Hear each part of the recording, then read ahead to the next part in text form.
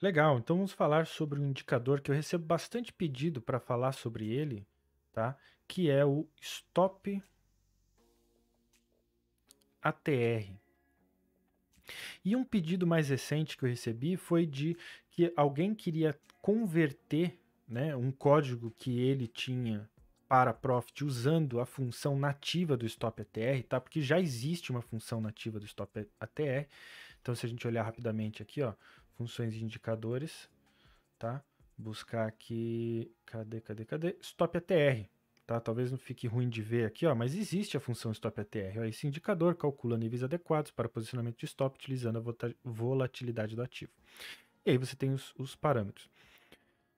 Só que essa pessoa especificamente queria traduzir um código que usava o Stop ATR para o MetaTrader, só que, claro, né, você no MetaTrader não vai ter exatamente a mesma função que tem no Profit. Então, a ideia aqui agora é tentar quebrar o componente Stop ATR numa linguagem, né, que sirva para qualquer plataforma. Ou seja, a gente vai, né, desmembrar a construção do Stop ATR, né, para construir nós mesmos programaticamente. Tá? Por que isso? Porque, como eu sempre falo, meu foco aqui não é operacional, de análise técnica, tá? Meu foco é programação, né?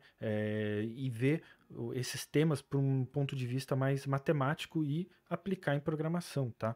Mas no processo a gente acaba entendendo e vendo por que, né, muitas vezes, então, as decisões, num ponto de vista de análise técnica, são tomadas daquela forma, né? Porque às vezes, entendendo como esse componente é construído, né, fica mais claro, né, por que, que uma coisa é feita de uma forma ou de outra, né, em termos de análise técnica. Então, é isso que a gente vai fazer aqui. O que eu vou fazer, como sempre, eu não quero deixar vídeos muito longos, né, eu tenho tentado deixar vídeos menores, né, eu vou tentar quebrar esse vídeo, essa série em alguns pedaços, né, porque a gente vai ter que falar de alguns componentes do Stop ATR. Tá? E o primeiro é justamente o TR, que seria o True Range. Tá? Numa tradução literal, eu acho que não tem um termo em português correspondente, né, no contexto de análise técnica, né, mas a tradução literal seria uma amplitude real, algo do tipo. Tá? E a gente vai entender mais ou menos o que isso quer dizer quando a gente for entender a lógica por trás do TR. Tá?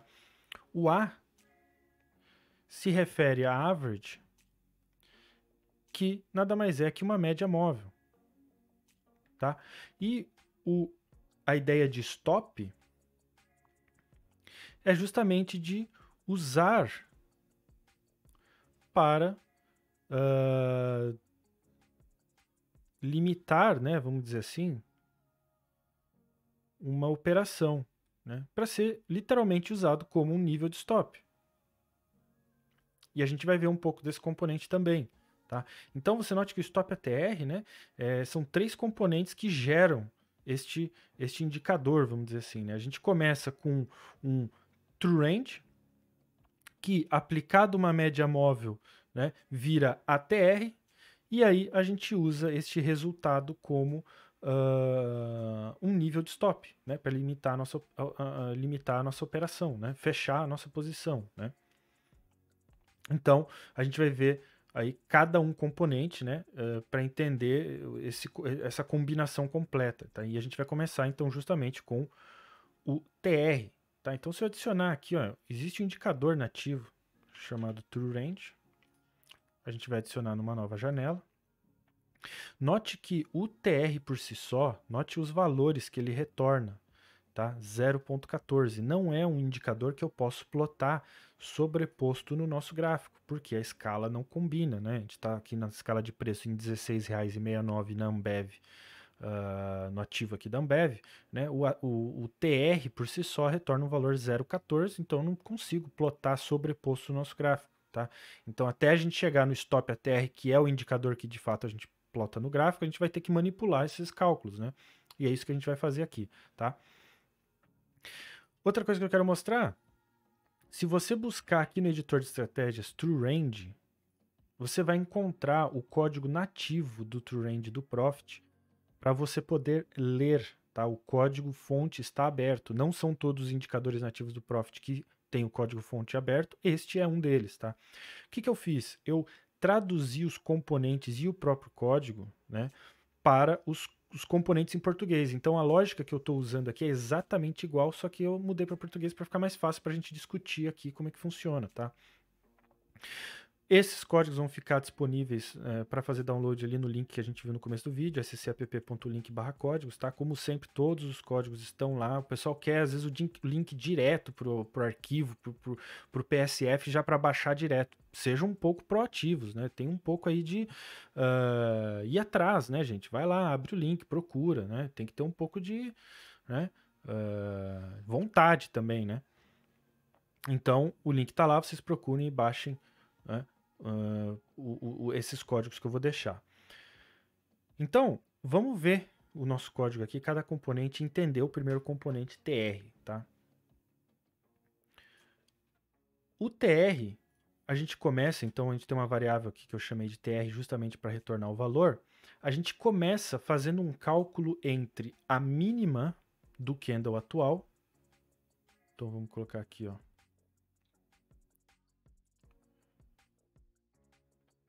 Vamos chamar aqui de 0, né, que seria o candle atual, e o candle anterior 1.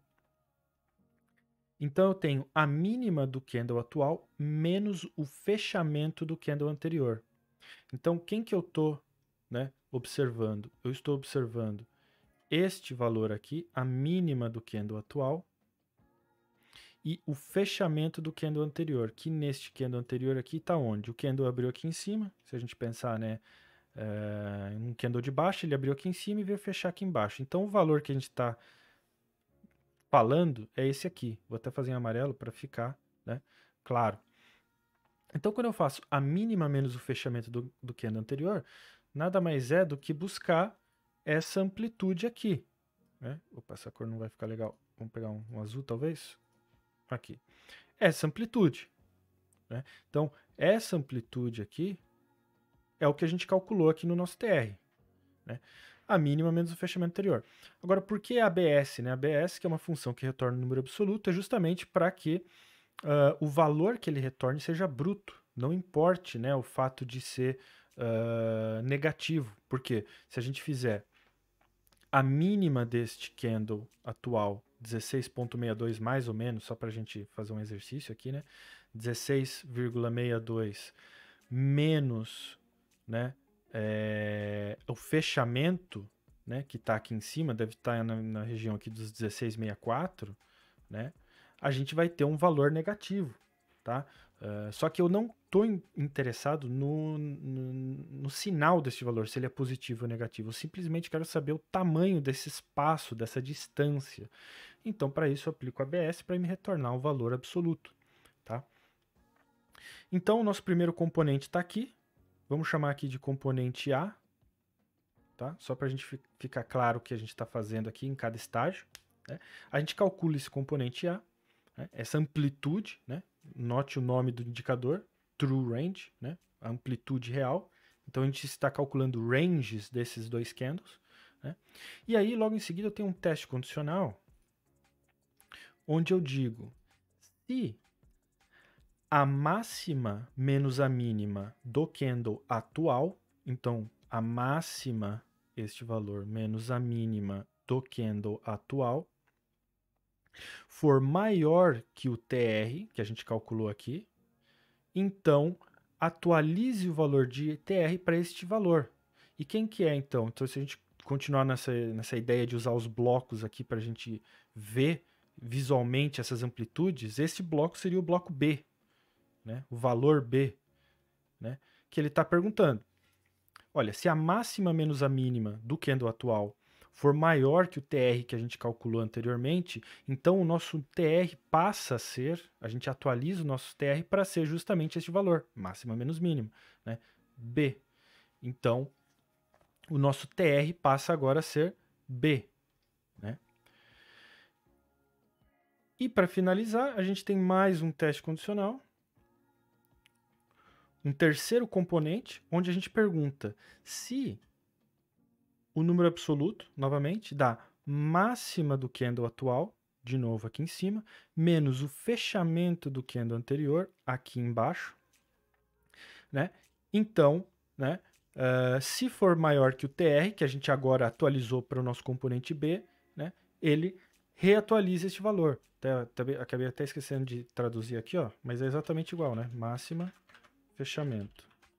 No código que você for baixar já vai estar corrigido, tá? Então deixa eu até salvar aqui, ó. E quem que é esse componente? É esse bloco aqui. Né? Note que esses quadradinhos é só para representar as amplitudes, tá? Os tamanhos, perdão, dessas amplitudes, né? Porque é justamente isso que o TR faz. O true range, ele procura a amplitude real. Qual desses três amplitudes é maior? Né?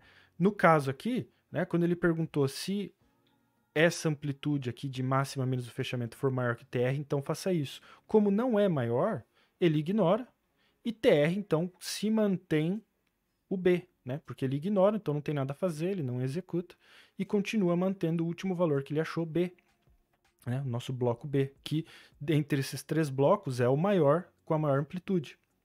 Né? E aí ele plota o valor TR, né, para retornar o nosso valor. Né? Então, note que é isso que ele quer dizer com amplitude real. O que ele quer dizer é que, dentre dessas três amplitudes, né, porque se a gente for falar de range simplesmente, quando a gente fala de range, a gente está falando de máxima menos mínima. Tá? A gente está falando simplesmente dessa amplitude.